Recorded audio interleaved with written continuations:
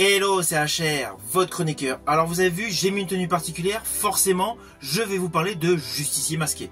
Vous savez que prochainement, vous pourrez découvrir sur Paramount+, la nouvelle série Zorro avec l'acteur Jean Dujardin. Mais n'oublions pas qu'avant Jean Dujardin, un autre acteur français célèbre avait joué à 2 reprises le rôle d'un justicier masqué, et cet acteur n'est autre qu'Alain Delon.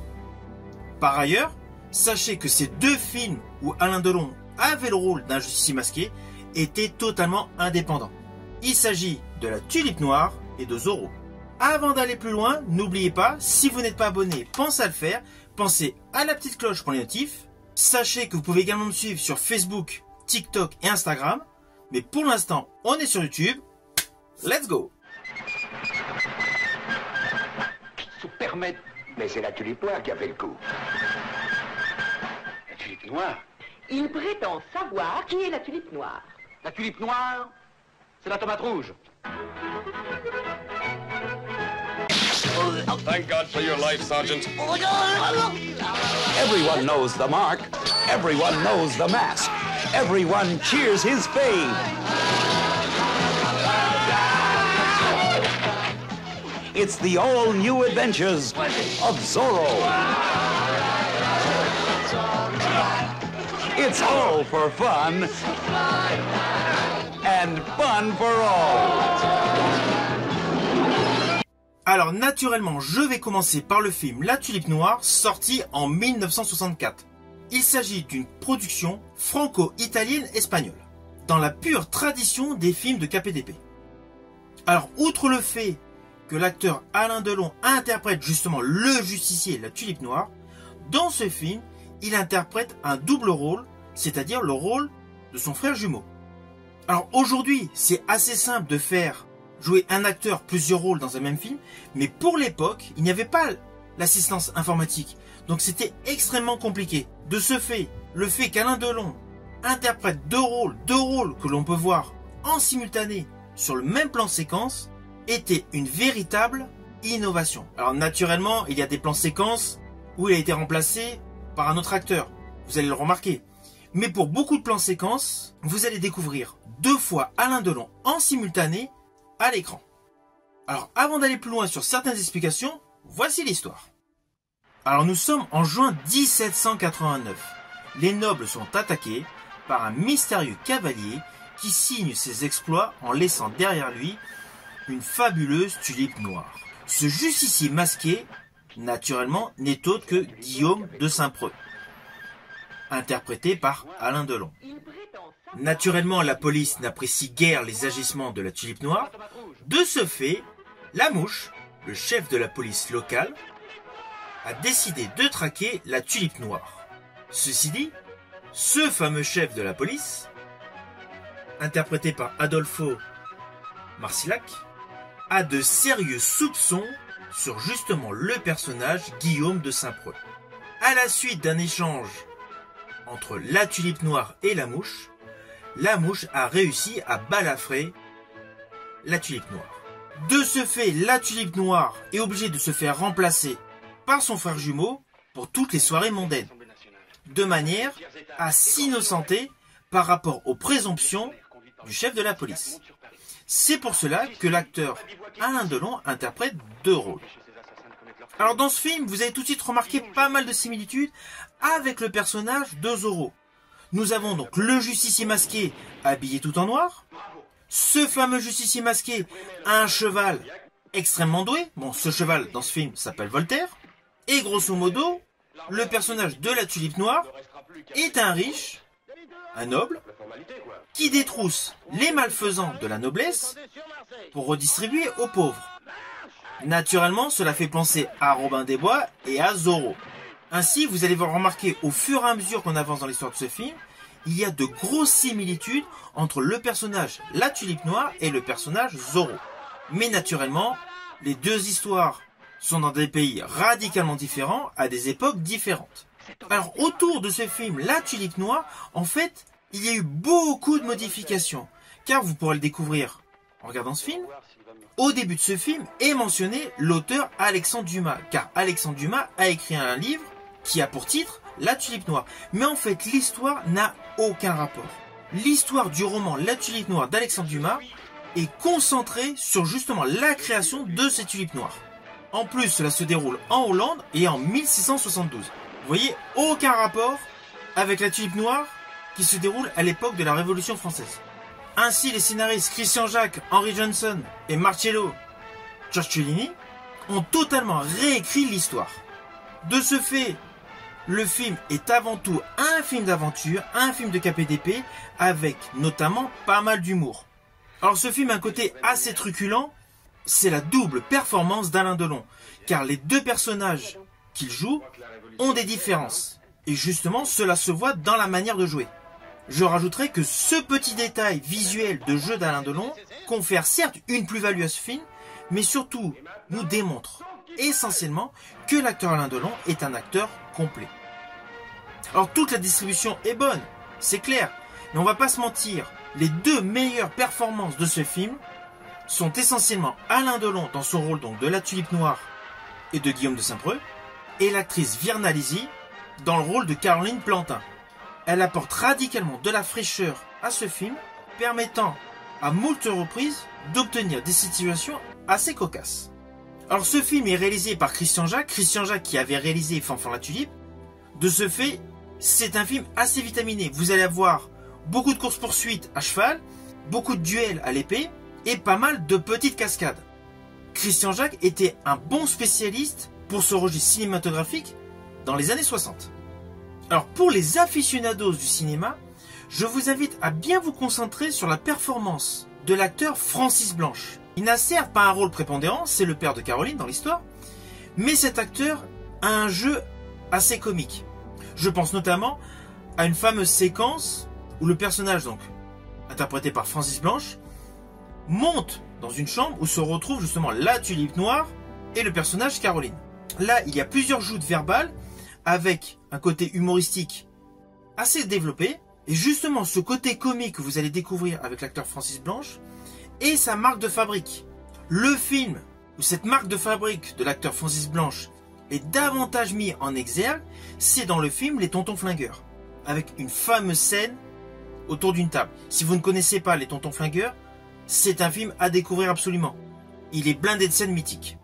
Mais justement, le jeu de Francis Blanche dans Les Tontons Flingueurs est réellement dans le même style dans ce film La Tulipe Noire. Alors au final, ce film La Tulipe Noire, sorti en 1964, est un très bon divertissement. Il oscille entre action et humour, et surtout offre une présentation de justicier totalement inédit, avec un acteur qui s'est fait davantage connaître du public avec des films historiques ou des polars. Ceci dit, en 1975, Alain Delon a récidivé une deuxième fois dans le rôle d'un justicier, c'était pour Zorro. Alors dans ce film également, Alain Delon interprète deux personnages.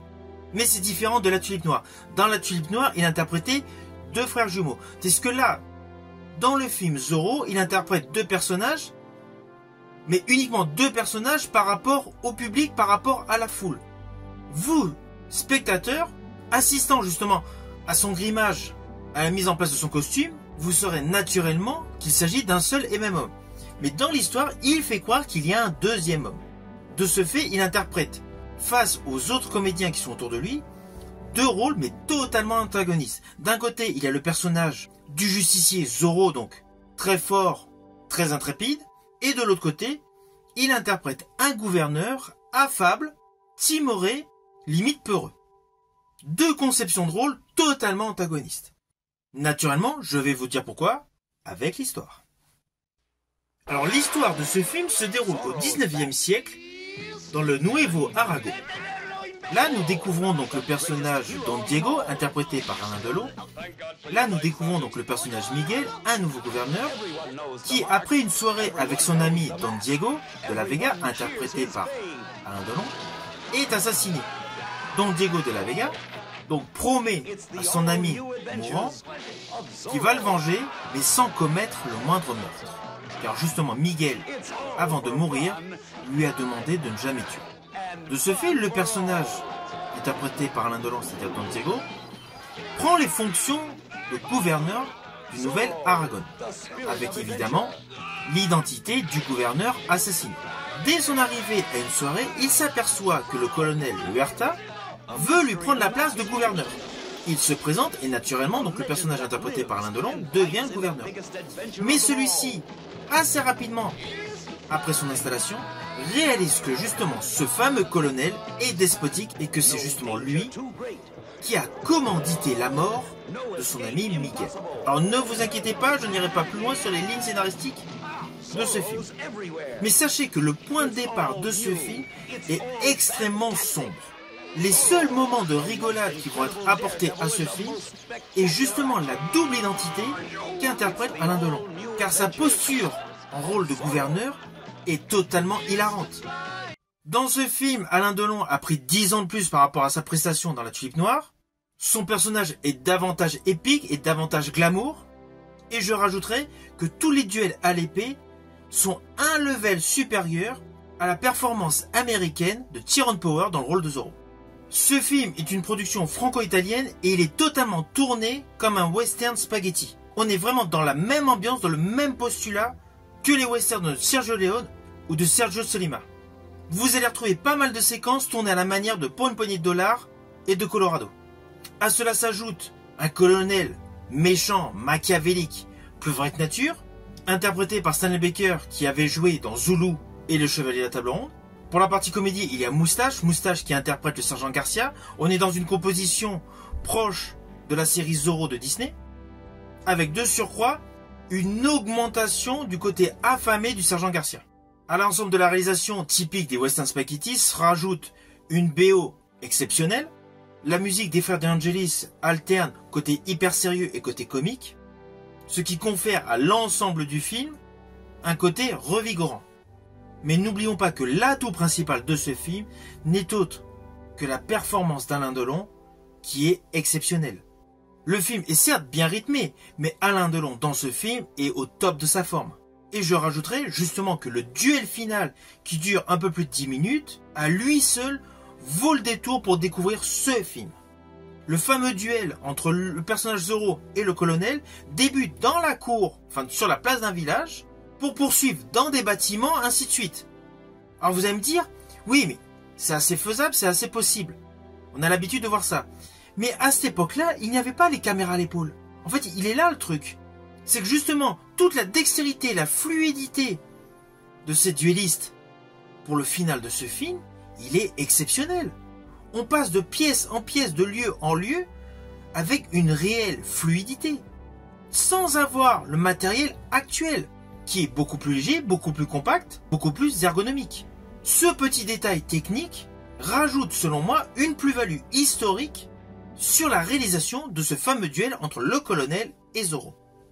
Naturellement, à la fin de ce film, il y a la fameuse séquence où Zorro est sur son cheval Tornado avec le paysage derrière lui. C'est la petite touche commune pour toutes les adaptations de Zorro. It's all new. It's all fantastic. Zorro, the most incredible daredevil in the most spectacular action. It's the all-new adventures of Zorro. Alors naturellement, je vous invite à découvrir ce film Zorro avec Alain Delon. Il est totalement punchy. Alors au final, concernant La Tulipe Noire et Zorro, ce sont deux films de KPDP mêlant action et humour qui sont totalement à découvrir. Certes, il y a une similitude du personnage. D'un côté, nous avons La Tulipe Noire, de l'autre côté, nous avons Zorro. D'un côté, nous avons le cheval Voltaire, d'un côté, nous avons le cheval Tornado. D'un côté, il s'agit d'un noble qui aide les révolutionnaires. De l'autre côté, c'est un riche qui combat la tyrannie d'un colonel. Voilà. Beaucoup de similitudes sur les deux films.